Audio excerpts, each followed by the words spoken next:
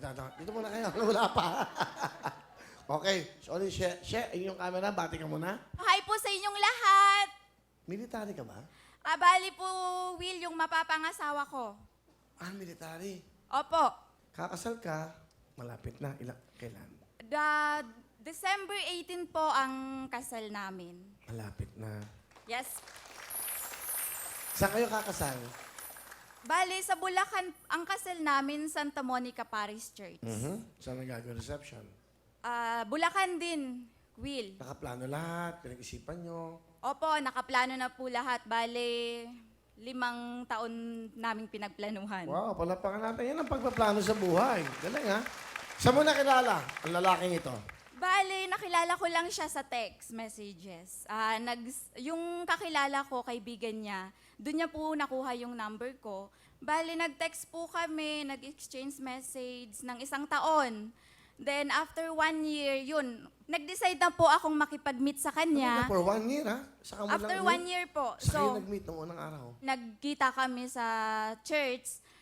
Pero may chaperon po akong kasama. Kasama ko yung mami ko. Ah, talaga? So, first time po namin nag-meet sa simbahan, nag-attend po kami ng mass, then in-invite po siya ng mami ko sa bahay mag-lunch, then doon po nagkwentuhan kami. So, after po noon, talagang naging seryoso na po siya pandiligaw. Ilang taon na kayo magkarelasyon? 5 years na, Will, December 23. Alright, pakilala mo na. Ito. Pinapakilala ko nga po pala ang napakagwapo kong mapapangasawa, si June. Hi, paring Will. Kamusta? Hi, June. Matipuno, ha? Ikaw isang Philippine Army. Yes, paring Will. Saan ka naka-duty o saan ka naka... Ang tawag doon? Nakadestino. Nakadestino. Sa Hulu-Sulu po ako ngayon nakadestino, Kuya Will. Pero Sa? sa Hulu-Sulu po. Sulo. Oo, Kuya Will. So, kakasal na kayo. Oo, paring Will. Ikaw ba yung nag-propose? Yes, paring Will. Nung nakarang taon lang yung May. Paano mo sinabi sa kanya?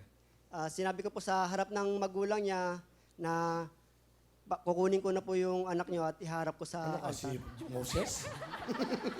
Pero makukunin. Kumbaga, gusto ko na. Tapos, pinayagan ka naman. Opo, paring Will. Pinayagan niya ako, paring Will. Congratulations. Ano gusto mong sabihin sa magiging asawa mo? Be, kahit mahal na mahal kita, kahit na palagi tayo nag-aaway, palaging sinasabi mo sa akin na isip bata ako, lagi mong tatandaan at isipin na kahit malayo ako palagi sa piling mo, nag-iisa ka lang dito sa puso ko, mahal na mahal kita.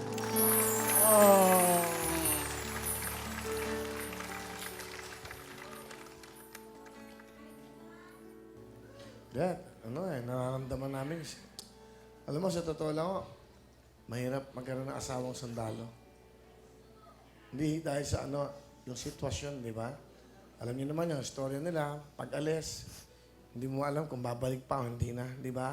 Dahil lalo na pag nakadestino sa, alam niyo, pinagtatanggol yung bayan natin. So, mas mahirap na sa babae, di ba? Kaya, bilib kami sa mga umiibig na katulad, of course, ni Miss She, at lalong-lalo siguro. Maraming salamat kayo. Okay, She, anong gusto mo sabihin sa kanya? Be, nung pumayag ako magpakasal sa'yo, alam ko na napakalaking responsibilidad ang maipapatong sa balikat ko bilang asawa ng sundalo. Pero handa akong magsakripisyo kasi alam ko naman kung gaano ka ka-sincere. Alam ko na lagi tayong magkalayo, pero lagi mong tatandaan, mag-iingat ka palagi, lagi ka lang magdasal. Lagi mo isipin na laging may nag-aantay sa'yo sa pagbalik mo o pag-uwi mo. Mahal na mahal kita. Parang isa kang corporal. Yes, paring Will. Saludo kami sa iyo. You're a man, and of course, nagsisilbi ka sa ating bayan. Talapakan po natin Yes, paring si Corporal Jun.